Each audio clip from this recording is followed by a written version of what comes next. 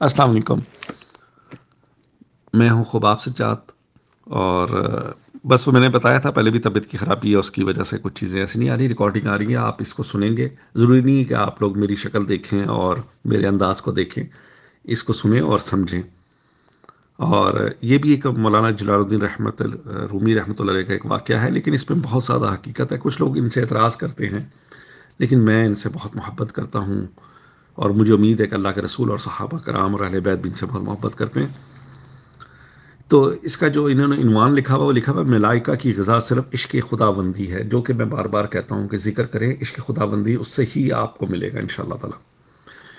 اچھا، اس میں آپ فرماتے ہیں ایک بادشاہ کا غلام شہوت پرست اور بیوقوف تھا. شہوت پرست اسے کہتے ہیں جو عورتوں کو ہر وقت بری نظر سے دیکھے اور ان کا ہی طالب ہو، اسے کہتے ہیں شہوت پرست. اور بیوقوف تو بیوقوف ہوتا ہے. اپنے آقا کی معمولی خدمت بھی انجام نہیں دیتا تھا.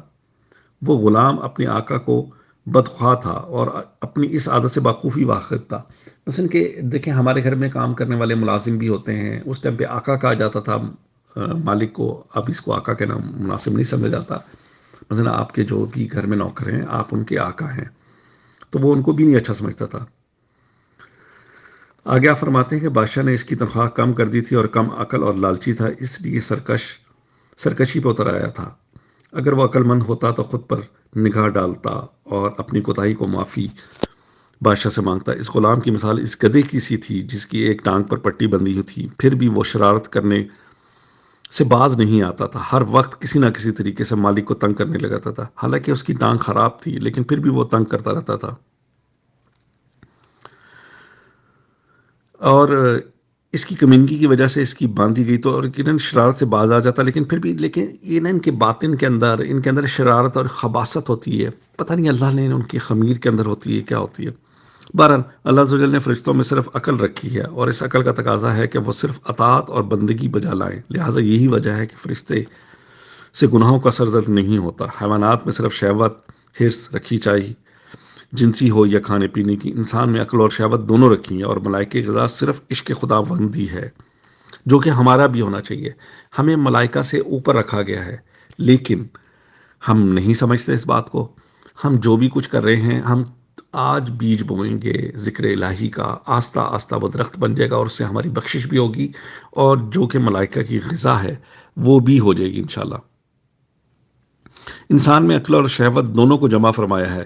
اسی کے ذریعے سے اسے آزمائش میں مبتلا کیا گیا ہے. اگر اس آزمائش میں پورا اترنے کا یقین، آخرت میں انعام اور اکرام کا حقدار ہوگا.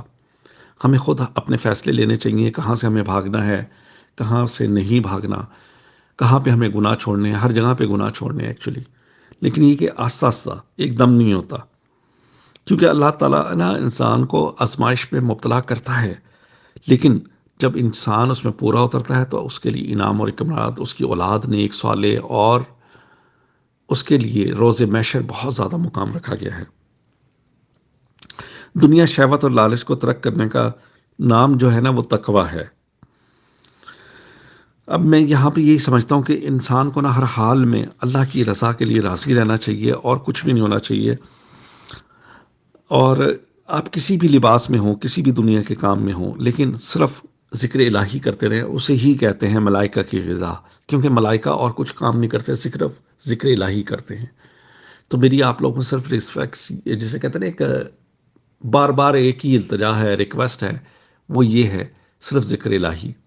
اور لوگوں کے عیبوں کو اور لوگوں کی برائی کو بھولنے کی کوشش کریں گے. یہ بہت مشکل کام ہے، لیکن کوشش کریں پلیز آپ. انشاءاللہ تعالی ہم لوگ اس میں کامیاب رہیں گے. اللہ میری اس کاوش کو اپنی بارگاہ میں قبول و منظور فرمائے. انشاءاللہ پھر ملاقات ہوتی ہے. السلام علیکم، اللہ حافظ.